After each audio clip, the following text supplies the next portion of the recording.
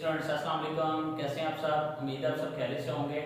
मेरे YouTube channel पे आप सबको खुशामदीद। आज के लेक्चर के साथ शेख बिलाल फर एडवोकेट आपके साथ हाजिर है।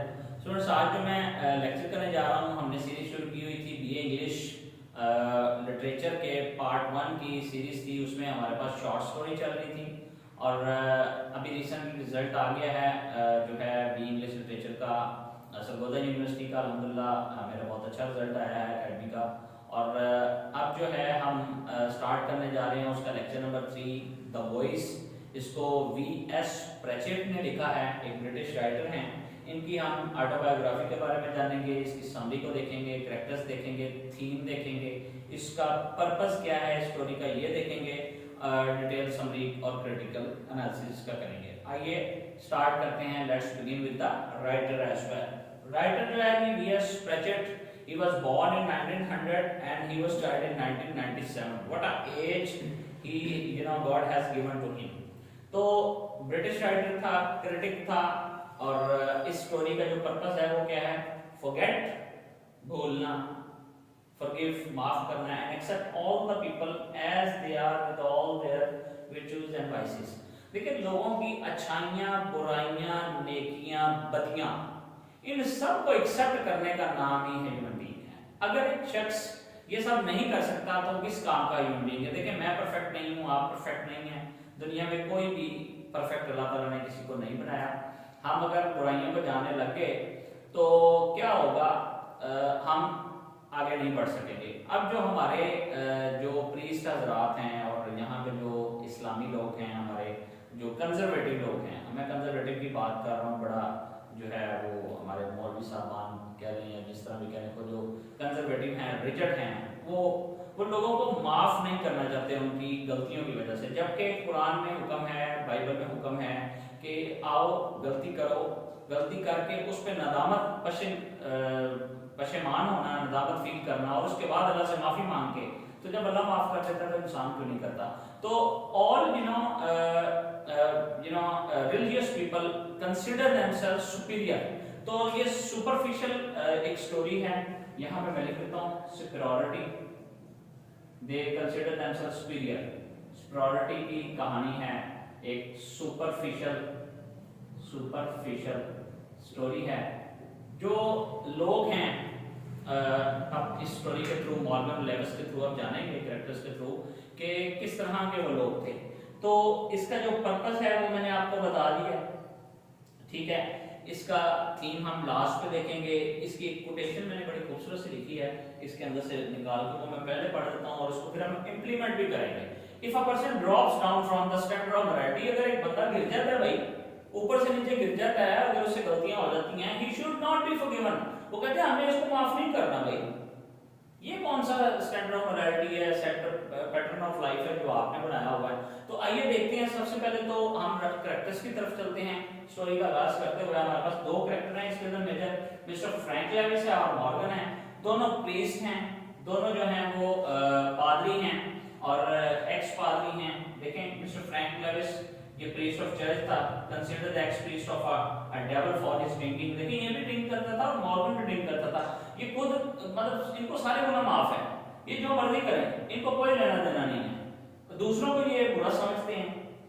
स्पीक इन रिलीजियस लाइफ, लेकिन आप रिलीजियस लाइफ में देखा वो नमाजें पढ़े जा, अजानें दिए जा, रोज सजदे पे सजदे किए जा, ठीक है, अजानें उसी की, नमाजें उसी की, जिसे पंजतन पक्का बुरा ना मिला। देखिए आपने जब आल से मोहब्बत नहीं करनी, अल्लाह के अहकामात नहीं मानने, तो आप जितनी मर्जी नमाजें पढ़ लें, नमाजें तो शैतान भी बहुत पढ़ता था।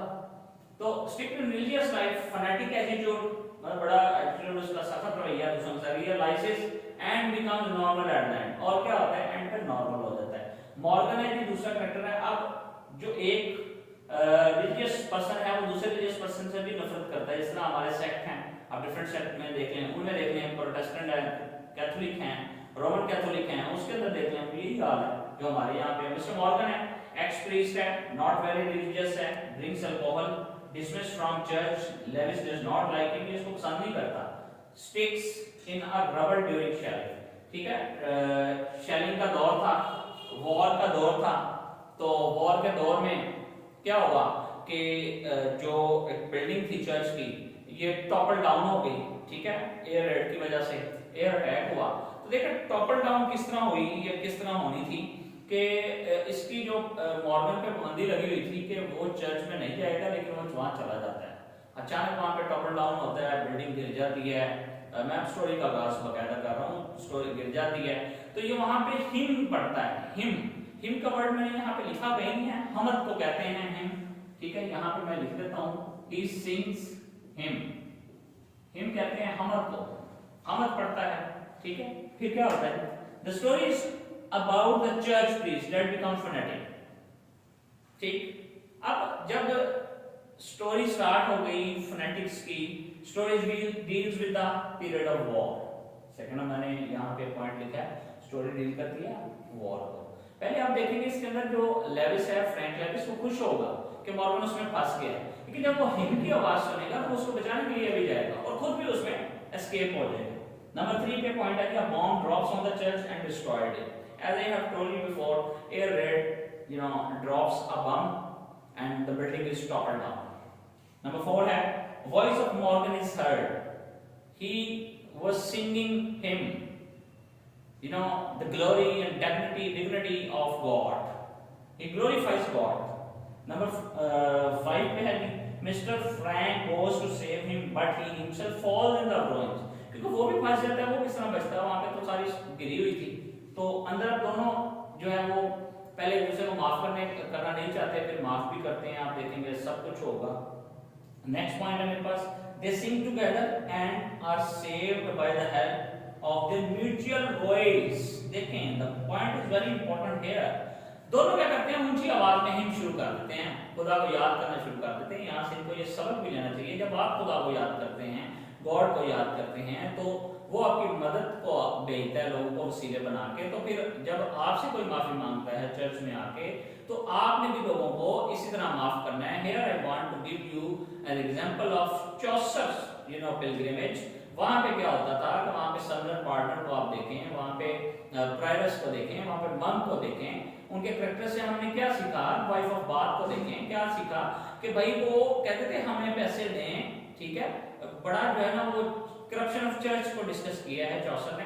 तो यहाँ पे भी यही जो यस प्रिचर्ड है उसने बड़ा खूबसूरती से बयान किया है इसको, ठीक है। वो कह रहा है कि भाई उन्होंने ऊंची आवाज में जब हिम पढ़ना शुरू की तो ज़ाहिर उनकी आवाज बड़ी दूर तक गई और लोग फिर उनको बचाने के लिए उनकी आवाज से आए कि अल्लाह ताला की ग्लोरी को बयान कर रहे हैं।